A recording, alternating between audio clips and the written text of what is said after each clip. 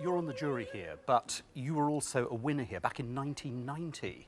And you just had to say the year. I'm sorry, when you were very, very young. Yes. It was in Moscow. This is the second year in St. Petersburg. I mean, do you have any great memories of it? Was it scary or? It was a little bit scary, yes. Certainly it was the farthest away from my own home that I had ever been. And I was surrounded by incredibly talented young singers. And I knew what the importance and significance would be if I were to win this competition, which of course I never thought that I would. Джеймс вспоминает прекрасную историю, как наша гостья в 90-х годах стала победительницей вокального конкурса Чайковского. Тогда он проводился в Москве. Он спрашивает, ну как же тогда было? И оказывается, что для Деборы это было первое такое далекое путешествие из Соединенных Штатов Америки. Она оказалась в Москве. Мы вам напомним, что конкурс Чайковского только во второй раз проводится в Москве и в Петербурге. И вот об этом сейчас разговор пойдет. Now, what's interesting about the vocal competition, and in fact the others, is the age group, or the age range, I suppose, is from 16 to 32, which means that actually quite a lot of singers are sort of established in their career. And I mean, you weren't a kind of beginner, were you, when you came to Moscow? No, I certainly wasn't. I was, my career had really begun, but I needed that extra moment of spark and of press attention, and that certainly was achieved through this competition. I doubt that we will see 16-year-old singers who are ready to have careers at this moment. Это довольно интересный эпизод. Джеймс говорит о том, что, как казалось бы, это уже конкурс не для молодых певцов. И как было тогда у Деборы, когда она уже была состоявшимся исполнителем, приехавшим сюда на конкурс, выясняется, что она действительно уже многое сделала, но нужен был какой-то взрывной момент карьеры, и именно им и оказался конкурс Чайковского. And can you remember what you performed? Вы помните, что вы исполняли? I did 2 Tchaikovsky songs. We had to have a folk song. And I couldn't decide what my folk song should be. And I from your homeland, of course. From your homeland, yes, from your homeland. And I ended up choosing Stephen Foster's Beautiful Dreamer. And a couple of days later, I was brushing my hair in my hotel room, and I heard my voice singing Beautiful Dreamer coming from the television. And they had made it into a little video with children running in a park and bride and groom, and it was very touching. Выбрал тогда для исполнения поэмы Чайковского Beautiful Dreamer? Beautiful Dreamer. Прекрасный мечтатель, это известное американское произведение. И вот так получилось, что после она увидела, как по телевизору ее, она поет сама по телевизору эту песню, и уже подложили какое-то видео. В общем, это, видимо, был волнующий момент. Was it an inspiring moment when you've seen it on TV? It was very touching. I have to admit, I was shocked, but I was very moved by it because I felt that I really connected with the public, which, you know, were so attentive, and they showed up every day of the entire run, and it was just magnificent. It was a bit like being a rock star. I mean, they wanted autographs, and they were just so dedicated. It was a really special moment in my career. Okay. Well, let's flip it around and talk to you now as juror. Right. I mean, what are you listening for with these singers? I am listening primarily for a really healthy vocal technique, because if a young singer is going to rise to a level of success and have a career that lasts for hopefully 10 years is good, considered a long career now, but hopefully beyond that, they have to have a good technique. But then on top of that, we're looking for a star, you know, someone that gets something out of us, that communicates in a way that is not something that can be learned in conservatory. It's just a God-given gift. Джеймс спросил о том, на что обращает внимание жюри, что слушает Дебора в первую очередь, и она говорит, что самое главное для нее вот на данном этапе — это, конечно, здоровая голосовая техника, настоящая здоровая голосовая техника, потому что если после этого исполнитель хочет продолжать свою карьеру 10-15 лет дальше, то необходимо, конечно, очень хорошо овладеть именно технической стороной дела, но с другой стороны, как и всегда это бывает на конкурсах, конечно, ищут звезду, ищут какое-то мгновение творчества, которое позволит дальше, видимо, выбрать этого конкурсанта. Но здесь, конечно, мне хочется задать вопрос, что точно не может делать, что не может себе позволить член жюри. What is prohibited for the jury member? What is prohibited for you? I believe that we are not meant to have contact necessarily with the young singers, and I think that is good because it keeps the playing field even. You know, we don't want to show favoritism in anyone at this particular time. So it's a little bit of distance, which is hard sometimes. If you walk past someone who has really just inspired you, it's hard not to, you know, give them the thumbs up. But I'm sure that's allowed. well, probably, yeah. They probably won't fire me, will they? Ну, видите, одна из проблем, конечно же, жюри запрещен близкий контакт с конкурсантами, с ними даже, в общем, не стоит разговаривать, чтобы избежать какого-то выбора каких-то фаворитов. И получается, это об этом говорит Дебора, что это, конечно, сложно, потому что если тебе кто-то по-настоящему понравился, и вы проходите мимо, например, здесь, в Мариинском театре, то, естественно, хочется показать ему два больших пальца, сказать, это было классно, но этого делать совершенно категорически нельзя. It seems in this early stage there are three tasks the singers have to do in 20 minutes. They've got to sing a Baroque or classical aria.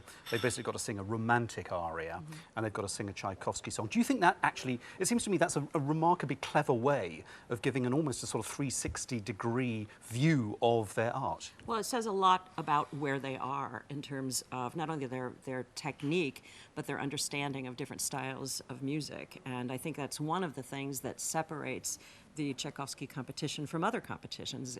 The demands are set at a very high level, and we learn very quickly who is ready and who is perhaps not quite ready. Это очень интересный эпизод о выборе репертуара, поскольку в первом туре исполнители должны представить сразу 3 работы. Это Чайковский, это что-то из барокко и какая-то романтическая часть.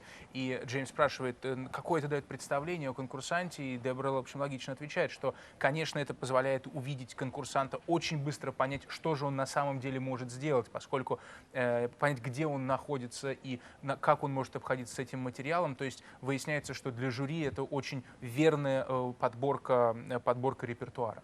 Because one of the things that Alexandra and I were talking about before it all started is actually it's a real treat because you get a Tchaikovsky song from every single candidate, and apart from a handful which are done, you know, None But the Lonely Heart or whatever, are done quite often, we don't actually hear that many, and they are really amazing little gems. They are, absolutely. There were a couple of them today that I personally didn't know at all. And it's such beautiful music, and to hear young people taking that on, it's very mature music. It's very complex, not only musically, but emotionally and psychologically. Разговор идет о том, что, конечно, Чайковского, очень, то, о чем мы говорили сегодня с Джеймсом, если вы слышали нас днем, что это удивительная возможность услышать огромное количество произведений Чайковского, которые, как правило, мы с вами здесь не слышим, и тем более их не слышат за границей, те, кто живут вне Российской Федерации или вне российского музыкального мира. И вот об этом и идет речь, что некоторые произведения очень сложные, но и некоторые, Дебора, признаются, что даже никогда раньше не слышала, но это не отменяет того, что они действительно очень ей нравятся, и это очень хорошо, что это происходит на конкурсе Чайковского. You were saying earlier of your win here that, you know, it gave you that kind of, what you wanted was that sort of little lift and a career that was already kind of motoring by then. I mean, did it? Was it, what happened?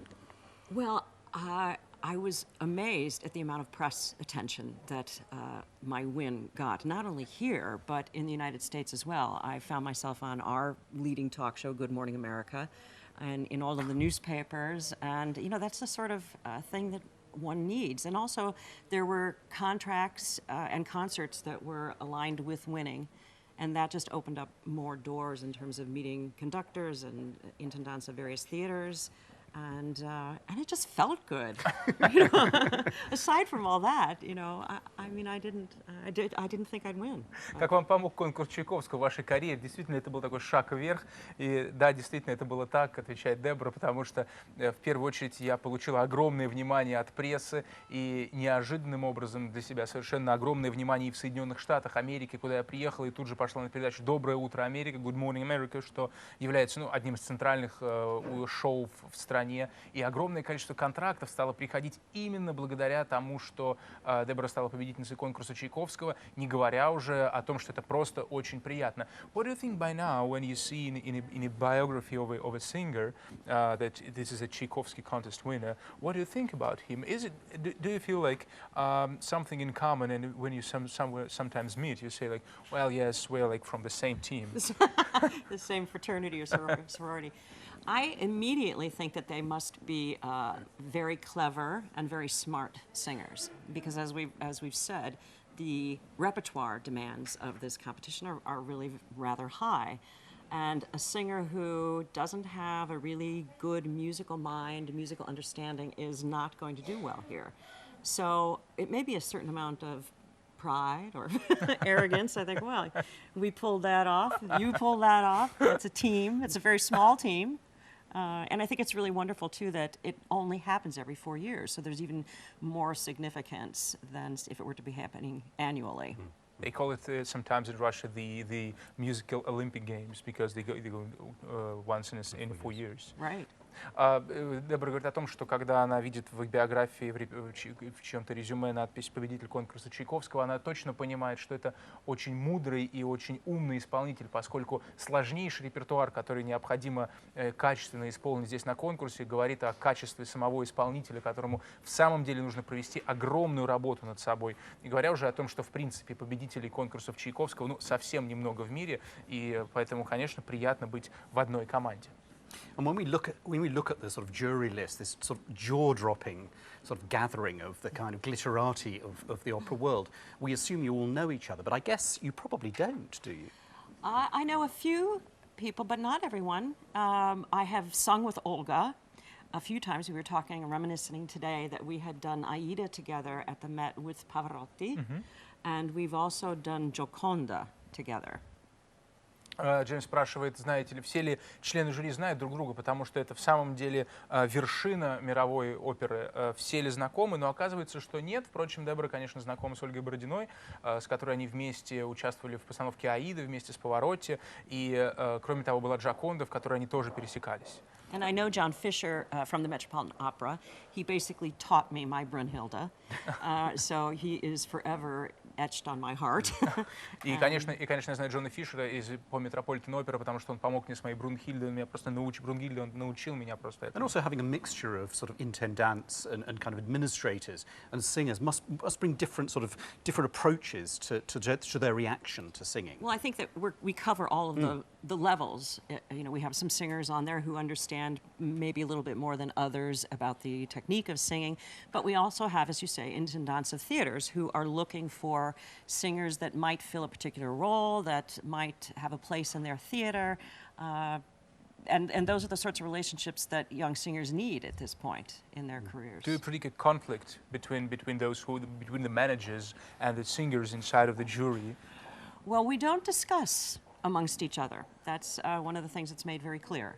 You have your own opinions, and it's a very logical sort of way of voting. So I don't know.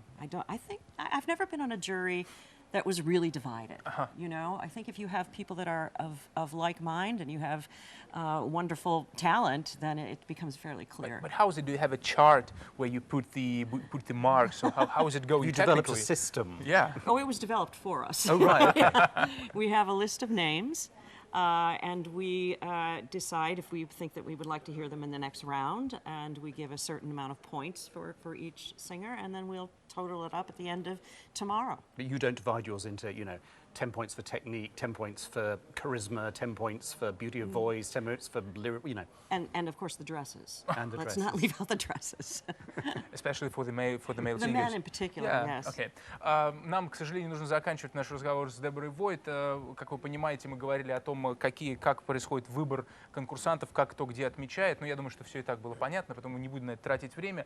Нам лишь остается поблагодарить Дебору и пожелать ей удачной работы в жюри. It's time just to say thank you very much. And best of luck for the rest of it. There's still an awful lot of singing to hear. We have a long way to go. Thank you so much. Thank you.